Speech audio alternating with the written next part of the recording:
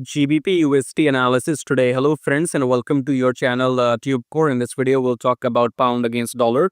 Before we start the video, if you are new to the channel, then make sure you subscribe to the channel, hit the like button, press the bell notification. Below the video, you'll find some links. Click on join Telegram channel. So go and join Telegram for free.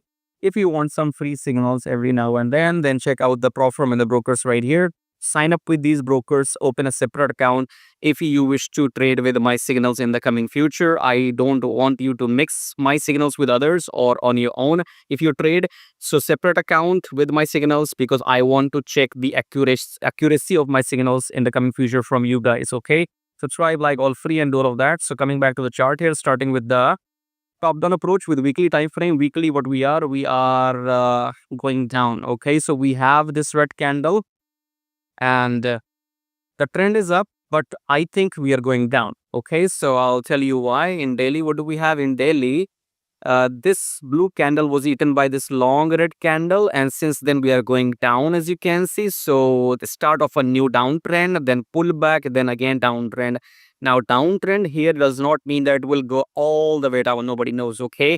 But downtrend means, for example, you see last time we had the downtrend, so it was here, then pullback, and then again downtrend, and then it went up, okay? It created a new high. So the same way we might go down, then pull back, then go down again, and then we might go up, but that will take like 2 weeks, okay? So in daily, what I can say that we are going down. So GBP is telling me that we should look for shorts only, okay, for now in daily chart.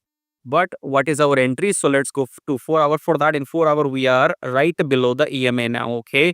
So you can see we had a double top, then we had a trend reversal to the downside, then pull back, and it did not break the new, this high did not break the previous high, so we are still in the downtrend.